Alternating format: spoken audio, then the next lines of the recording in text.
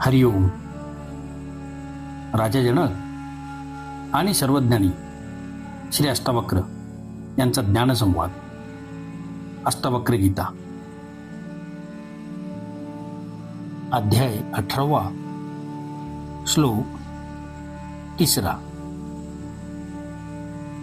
कर्तव्य दुःख मार्तंड ज्वाला दग्धांतरात्मनः कृतः प्रशम पीयूष धारासारामृते सुखम.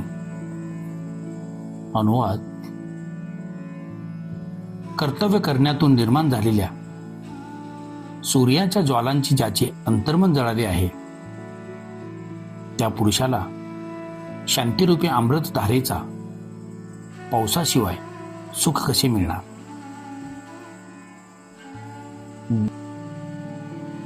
विवेचन. ज्ञानी माणसाचा उपदेश अज्ञानी माणसाला कळू शकत नाही, कारण अज्ञानी माणसाचे मन सदैव अपेक्षा, इच्छा, स्वार्थ अशा गोष्टींनी ओतप्रत भरलेले असते. विषात अमृत मिसळले तर ते अमृत सुद्धा विष होऊन जाते. म्हणून अज्ञानी जोपर्यंत संकुचितपणाचा त्याग करत नाही तोपर्यंत ज्ञान सांगून सुद्धा त्याला ते कळत नाही. म्हणूनच एका गोष्टींची वेगवेगळी विवरणे व वर्णने जन्माला येतात. या सूत्रात अष्टावक्र स्वामीजी कर्तव्य कर्मातून दुःखे निर्माण होतात हे स्पष्टपणे सांगून म्हणतात की या दुःखरूपी सूर्याच्या ज्वालांमुळे अंतर्मन जळते, दुःखी होते. या दुःखातून सुटका करून घेण्याचा उपाय शांती. शांतिरूपी अमृत धारेचा पाऊस आहे. त्याच्याशिवाय दुःखातून सुटका होत नाही. त्याच्याशिवाय मनुष्य सुखी होत नाही. येथे कर्तव्य शब्दाचा अर्थ कर्तेपणाशी आहे. जे कर्म मी केले या कर्तेपणाच्या भावनेने केले जाते, अहंकाराने केले जाते, तेच कर्म दुःखदायी ठरते.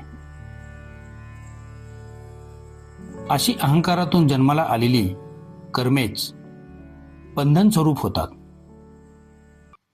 अहंकार शून्य वृत्तीने मीपणाचा त्याग करून केलेली कर्मे, स्वभावतः केली गेलेली कर्मे दुःखांना जन्म देत नाहीत.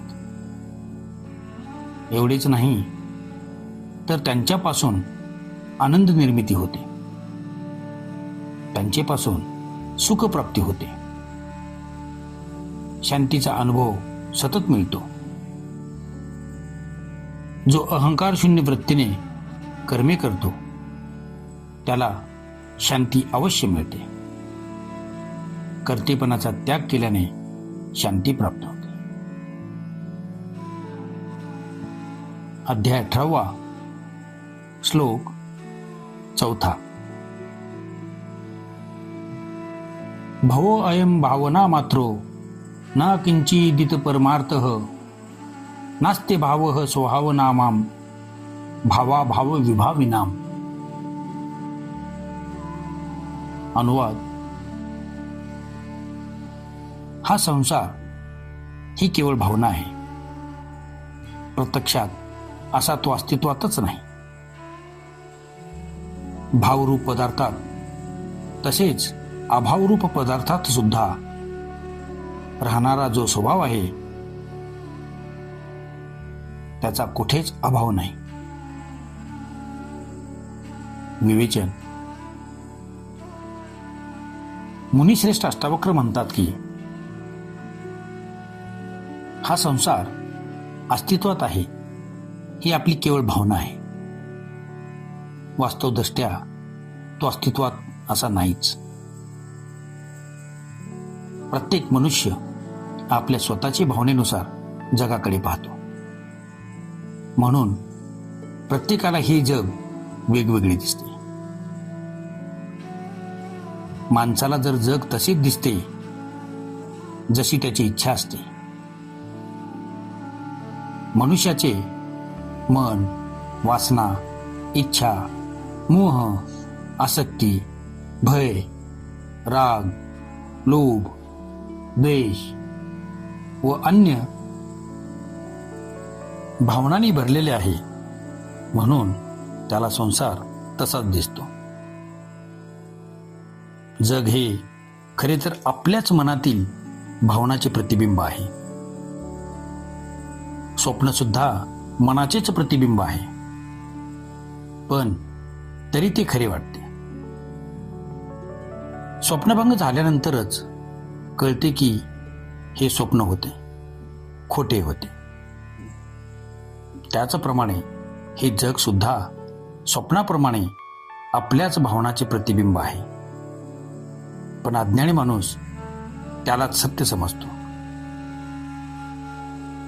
आत्मज्ञान झाल्यावरच हा भ्रम संपतो. आत्मज्ञान झालेल्या माणसालाच हे जग माया असल्याचे, असत्य असल्याचे कळते. आत्मज्ञानीच जगाचे नेमके स्वरूप ओळखू शकतो. म्हणून ज्ञानीपुरुष सांगतो की हे जग भावनेतच अस्तित्वात आहे, प्रत्यक्षात ते अस्तित्वात नाही. परमार्थाने म्हणजेच परमार्थानुसार आत्मा सत्य आहे व जग हे केवळ माया, भास आहे. अहंकार शून्य तसेच वासना शून्य झाल्यामुळे ज्ञानी माणसाच्या लेखी या जगाची काहीच उपयोगिता नाही, काहीच प्रयोजन नाही. सारे जग अर्थशून्य आहे. जगाचे वास्तविक स्वरूप आत्मज्ञानी माणूस जाणू शकतो. भीतीमुळे माणसाला दोरीच्या जागी साप दिसू लागतो. लहान मुलाला भीती माहीत नसल्याने तो सापाला सुद्धा दोरी समजून उचलून घेतो. आपली पत्नी, मुलगा हे सर्व चांगले वाटतात. याचे कारण आपली अपेक्षा व स्वार्थ त्यांच्याशी निगडीत असतात. अन्यथा ते तर मागच्या जन्मात कधीही तुमच्याबरोबर नव्हते आणि मृत्यूनंतरही तुमची साथ देणार नाहीत. जर स्वार्थी पूर्ती झाली नाही तर या जन्मातच अर्ध्यावर सोडून पळून जातात. केवळ ज्योतिषाने कुंडली जमवून दिली म्हणजे कोणी पती पत्नी होत नाही. खोटा पती व खोटी पत्नी जणू काही दोन आंधळ्याप्रमाणे एकमेकांचे हातात हात धरतात, म्हणून काही काळ एकत्र राहतात. अन्यथा ते एकत्र राहणे शक्य नाही. नंतरही सारे जीवन मानसिक क्लेश व कष्टच सहन करावे लागतात. ज्योतिषाला विचारले की 28 गुण मिळत होते तरीही पती पत्नीत भांडणे का होतात, तर ज्योतिषाजवळ त्याचे काहीच उत्तर नाही. तुमचे मित्र, तुमचे शत्रू हे सारे तुमच्या मनाच्याच स्वार्थाचे प्रतिबिंब आहे. स्वार्थ नसेल तर कोण मित्र आहे व कोण शत्रू आहे. संसार हा सर्वात आहे, पण तो विश्वासार्ह नाही. आत्मा हा भावरूपी आहे व सर्व प्रकारच्या पदार्थात विद्यमान आहे. आत्मा हा भावरूण व सत्य आहे. संसार अभावरूप व असत्य आहे. पण या दोघातही स्वभाव रूपाने विद्यमान असा एकच आत्मा आहे. आत्मा सर्वात आहे, त्याचा कोठेच अभाव नाही, बाकी सर्व अभावरूप आहे. ओम शांती शांती शांती.